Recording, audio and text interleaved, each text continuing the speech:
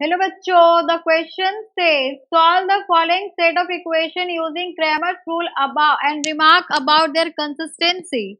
Equations are 7x minus 7y plus 5z equals to 3, 3x plus y plus 5z equals to 7, 2x plus 3y plus 5z equals to 5. So for this question, we are using a key concept, that is the condition for consistency.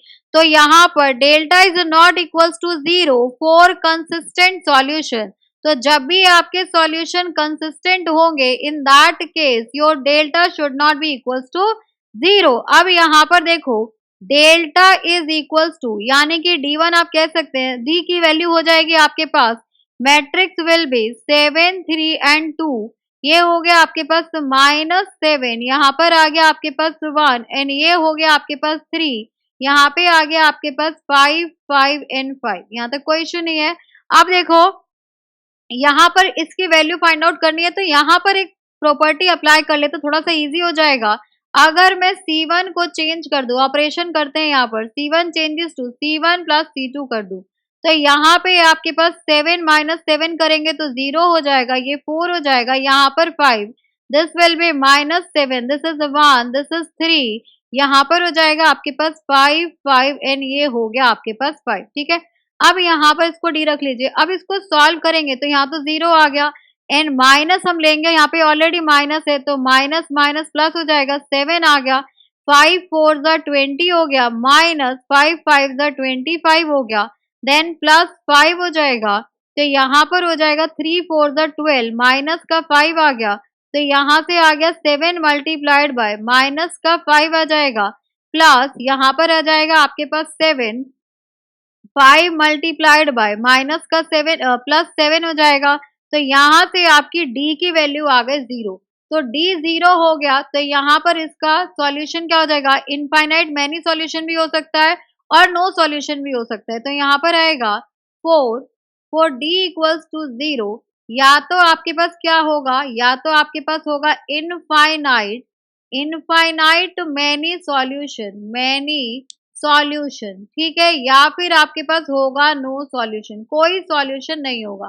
तो no solution कब होगा, जब आपका D1 या फिर D2 या फिर D3 इनमें से कोई एक नॉट इक्वल्स टू 0 हो जाए. इस केस में या D1 equals to D2 equals to D3, जब तीनों ही आपके 0 हो जाए. ठीक है, तो अब देखते हैं हम D1 D2 और D3 की वैल्यू फाइंड आउट करते हैं. So D1 will be equals to, अगर D1 की वैल्यू हम फाइंड आउट करें तो ये हो जाएगा आपके पास 375 और यहाँ पर आ जाएगा -7 एंड 1 और ये हो गया आपके पास 3, यहाँ पर आपके पास 5 5 5 और इसकी वैल्यू फाइंड आउट करें तो this will be equals to 3 5 1 5 -5 3 15 plus 7 हो जाएगा, बिकॉज माइनस और माइनस प्लस हो गया. ये हो गया आपके पास 5 7 35 -5 5 25 प्लस 5, यहाँ पर हो गया 3 7 21, माइनस का 5 आ गया. अब यहाँ पर आ गया आपके पास -30 एंड ये हो जाएगा आपके पास 7 मल्टीप्लाइड बाय, यहाँ पर माइनस किया तो 10 हो गया, प्लस 5 मल्टीप्लाइड बाय, यहाँ पर हो जाएगा आपके पास 16 हो जाएगा.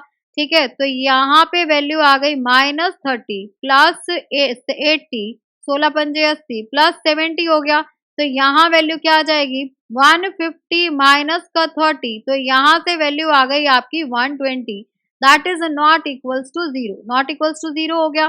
ठीक है, तो नॉट इक्वल्स टू 0 हो गया, तो यहाँ पर क्या हो जाएगा, देयरफॉर द सिस्टम